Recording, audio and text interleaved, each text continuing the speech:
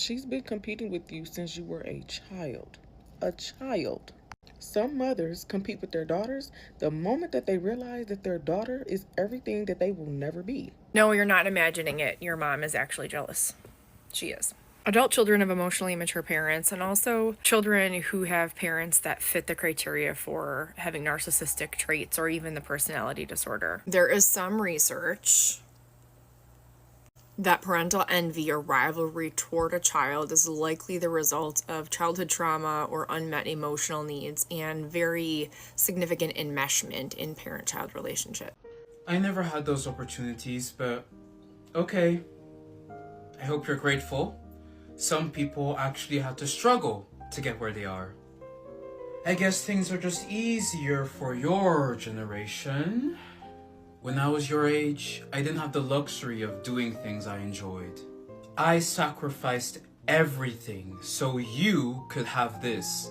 So really, it's all thanks to me. Okay, so here's the thing. For most of us, it's just automatic. If our parents hurt us, we tell ourselves they didn't mean to, right? They were just stressed out. Or, they had their own messed up childhood. They just didn't know any better. So we make excuses. For years. We show up on Mother's Day, we answer the calls, we tell ourselves, all right, this time is going to be different.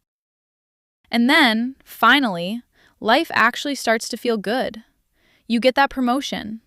You meet someone who actually gets you. You look in the mirror one day and you're like, hey, I'm actually okay. And weirdly, that's when it stings the most. Because instead of excitement back, you get distance. Instead of a cheerleader, you get a critic. And instead of feeling like someone's celebrating with you, you start feeling like you're the problem. That's a gut punch, honestly. Not because your mom's a bad person. It's because it forces you to ask this question you've been dodging your whole life. Why does me being happy make her so uncomfortable? If that question hits home, you are not alone. Seriously. We've been seeing so many stories lately, and they all have this same painful thread.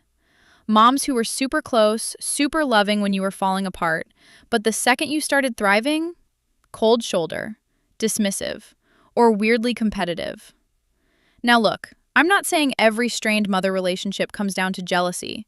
Families are messy. There's a million reasons things get rocky. But for some of you, jealousy isn't some ugly accusation. It's the missing piece. The one thing that suddenly makes all those confusing years finally make sense. So today, let's actually listen to those stories. Not to point fingers, but to finally talk about a dynamic so many of us live through, and barely anyone ever says out loud. I don't think it's talked about enough how mothers will actually be jealous of their daughters. Like, it just doesn't make sense to me. Like, you birthed me, but yet you're jealous of me and you want to make my life a living hell. How does that make sense? I've experienced this firsthand. Like, anytime I would go to my mom with like an emotional problem or something that I achieved, like something I was genuinely proud of, she would shut it down. For example, whenever I had got my first job, I was like 15 and I worked at McDonald's, and I was like, yeah, like I got my first paycheck, and I was super happy about it because I was 15, I was making money, like I was doing my own thing. You know what she told me? I don't know why you're so excited. I make more money than you. You're not gonna make as much money as me. I don't even know why you're happy. And let's not talk about the amount of times I've been called a bitch and a hoe, and how my mom hates me and she wished she never had me is ridiculous. I was my mom's firstborn, and she had me when she was like 13, 14. So she got to see me do all of the things that she never got to do, and it really made her mad and jealous, and I got the worst of it. And it's really took an emotional toll on me. It took a while for me to realize that it wasn't me. I wasn't a bad person, and I wasn't hard to love either. It had everything to do with her. My mom was my biggest bully. She hated everything about me. She hated how weird I was, how playful I was. She hated that I just existed in being. And so she picked me apart, and she tried to make me this small. And the voice of her lived inside my head for years. And it repeated in different faces and different spaces. And for much of my life, her voice defined who I was and lived in my head, because my mom was my biggest bully. She was the first bully, the woman that was supposed to hold me and love love me. And yet she made me feel this small, and she did everything in her power because of what she lacked within herself to make sure that I would repeat the cycle. And I didn't. I chose not to. My mom was my biggest bully, and for years I lived with this framework and these glasses of how I saw myself in the lens of my mother. See, we usually get a very healthy view of ourselves from our parents. They're supposed to build us up and love us. But what happens when that doesn't happen? What happens when the people that are meant to hold you and love you and care for you abuse you, neglect you, make you feel small, or make you feel bad about yourself? And so I spent a lifetime taking those glasses off, making sure that I would be who I actually was and that I could see myself in the mirror. So, All right, so here's the thing that jumps out when you actually listen to these stories. Neither of these women starts by talking about jealousy. That's not where they begin. They start with confusion. Just pure head-scratching confusion. One of them remembers getting her very first paycheck. You know, that moment most parents would be like, "Hey, good for you." And instead, it's somehow turned into a competition, out of nowhere. The other one, she doesn't even have one big dramatic moment to point to. It's quieter than that. And honestly, in a lot of ways, it's almost more brutal. She just said her mother's voice followed her. Even after she moved out, that voice, the criticism, it never actually left. And that's the thing, right? Growing up in an environment like that, it messes with you in ways you don't fully realize until way later.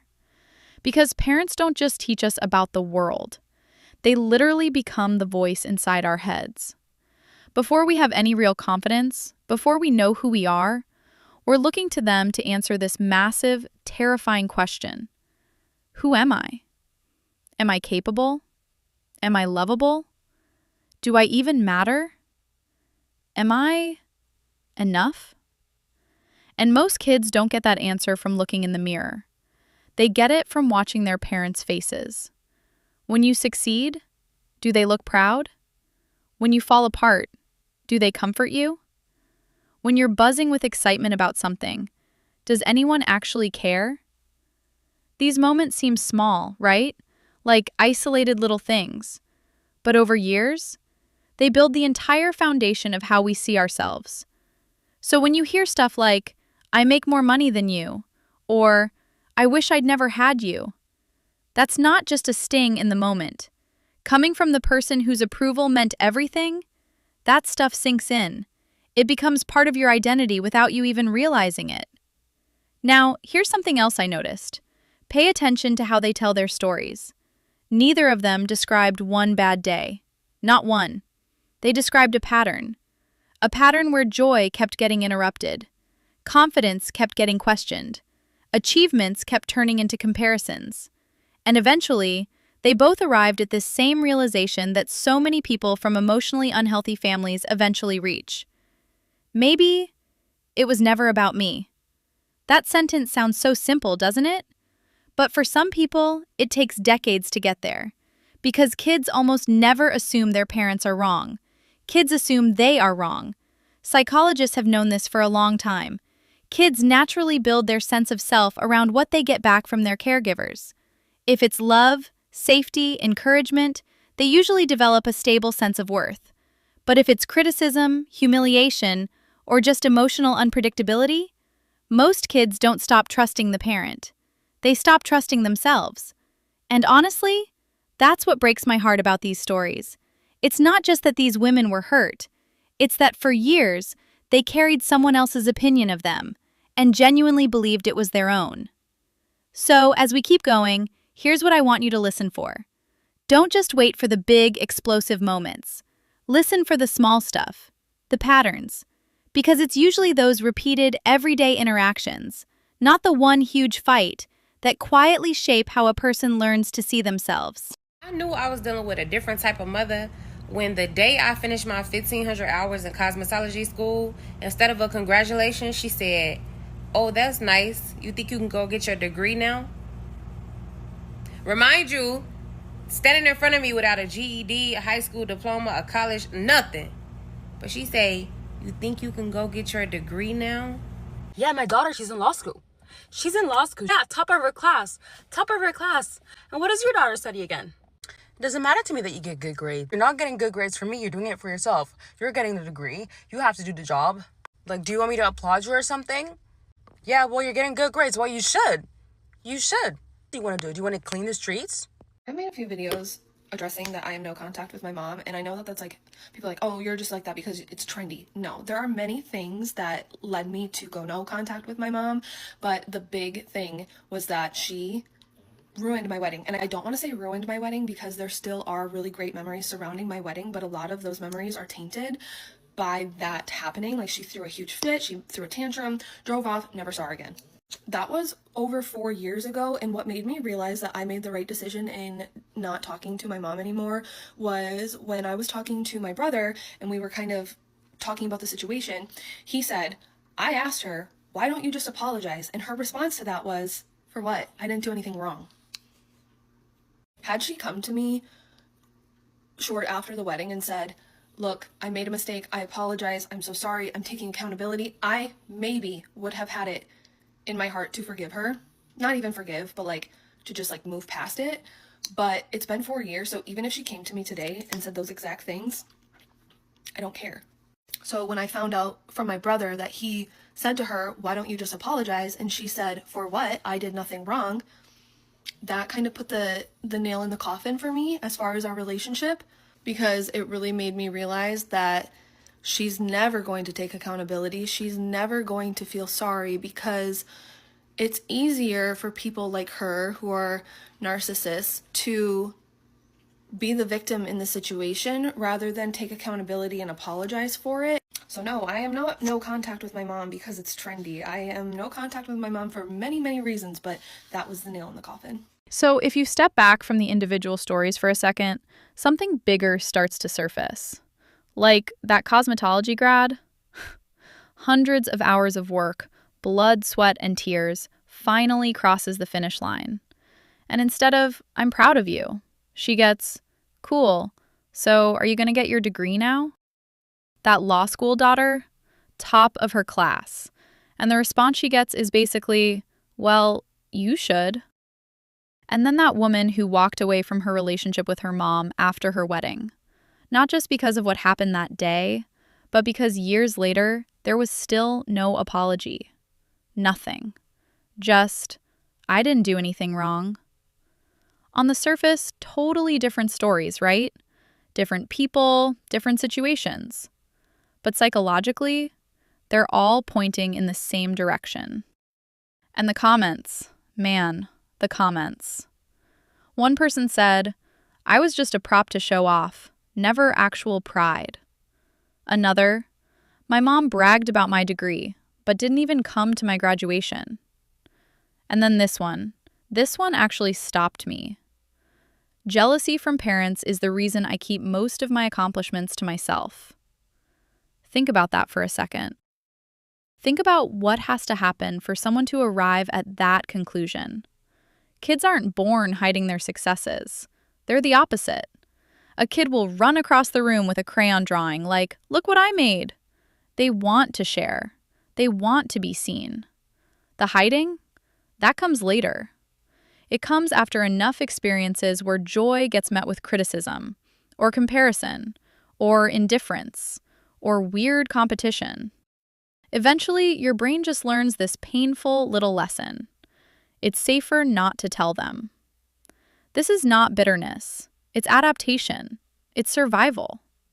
Psychologists call this conditional validation. Basically, you stop feeling like you're accepted just for being you. Approval becomes this thing you have to constantly earn by jumping through ever-changing hoops. And every time you accomplish something, the bar just moves higher.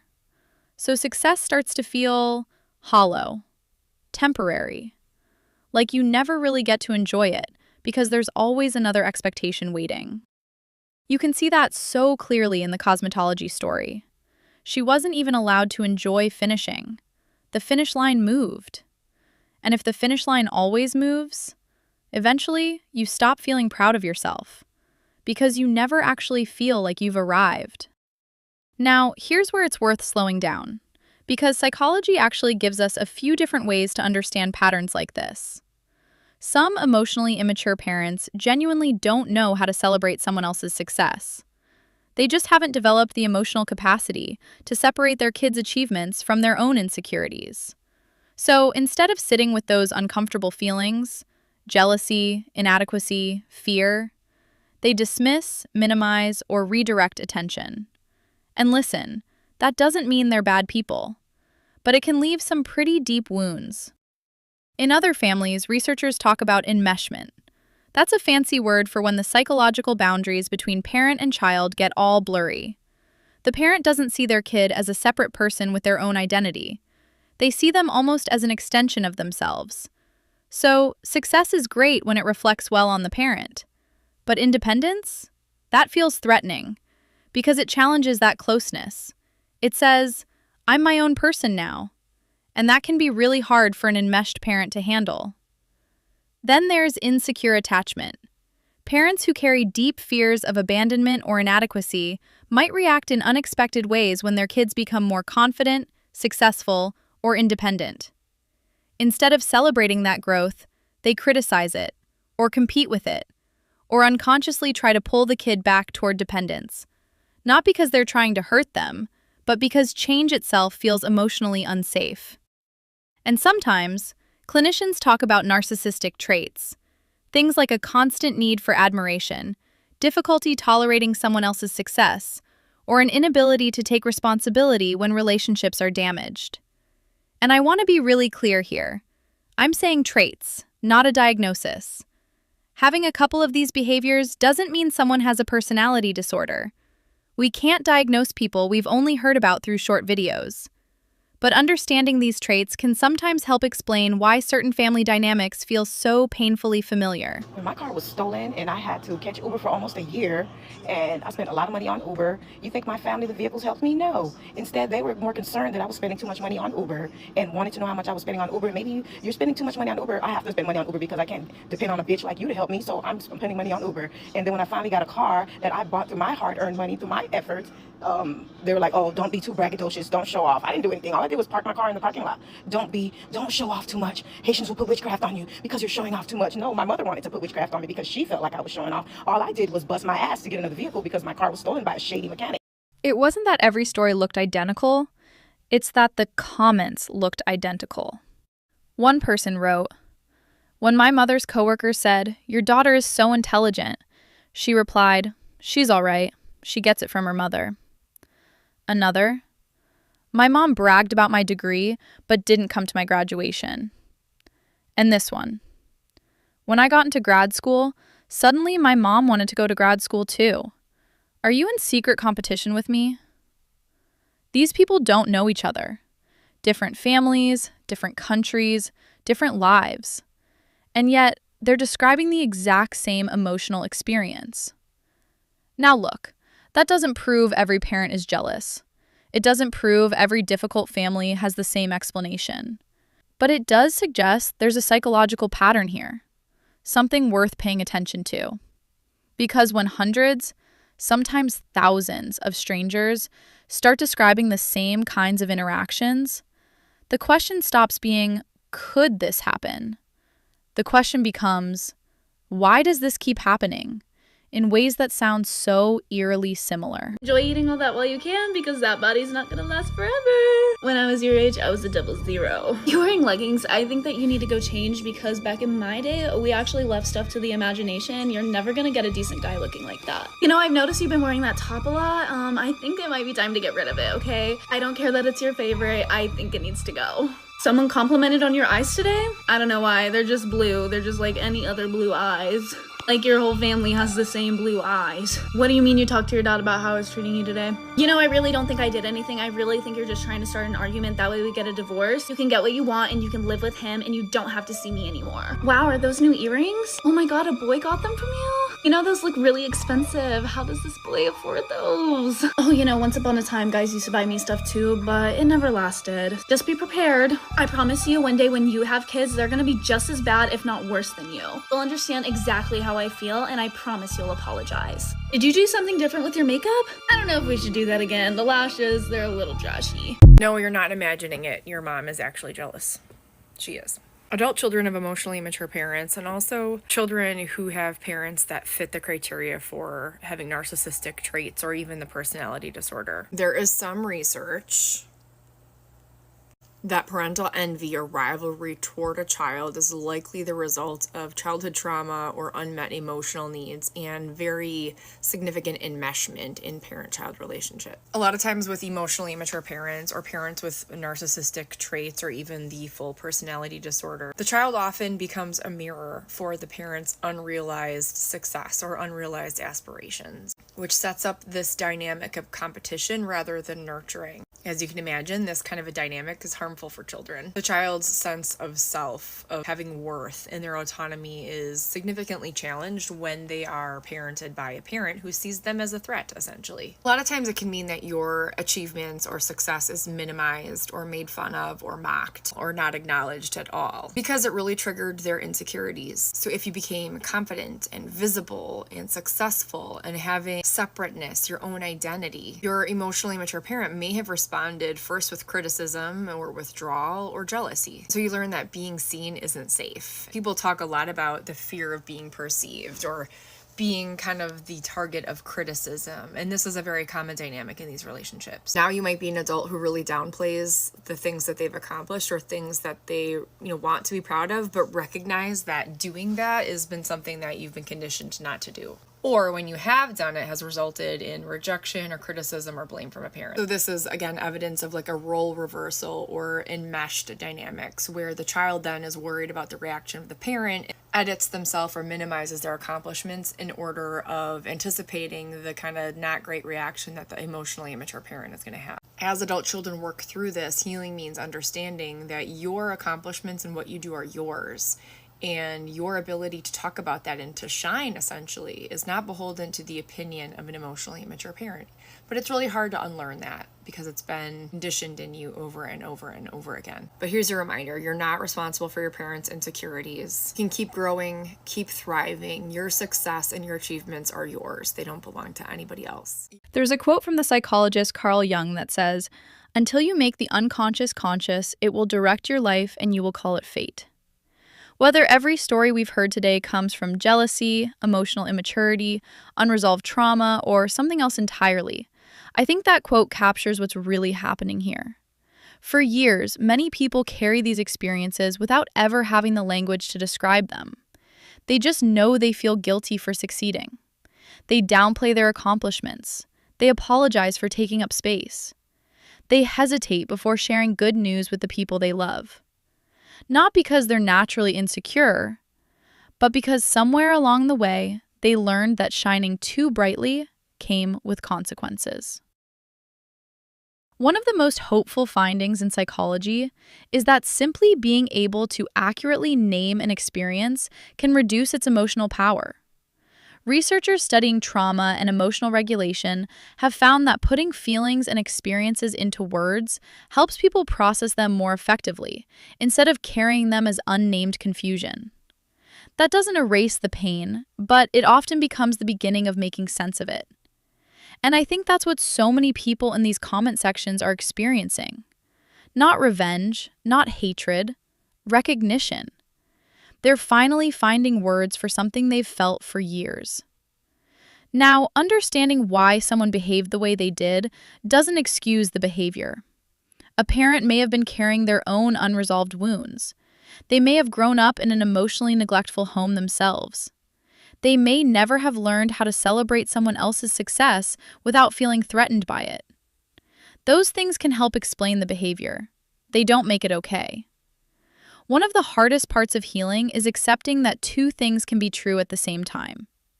You can love your parent and still acknowledge that they hurt you.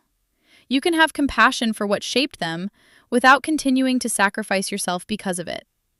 Sometimes healing doesn't begin when the other person changes.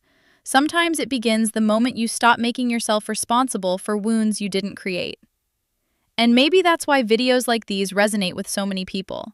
Not because they encourage us to hate our parents, but because they remind us that we're not the only ones trying to make sense of a childhood that never quite made sense. If today's stories felt familiar, I hope you leave with one thought. The patterns we grow up with often feel invisible until someone else describes them out loud. That's why these conversations matter. Not to label every parent, not to tell people how they should feel, but to create space for honest conversations about the experiences that quietly shape who we become. If this video helped you put words to something you've struggled to explain, I'd love for you to join us again.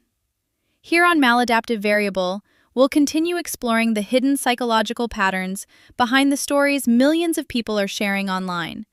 Until next time, take care of yourselves and take care of each other.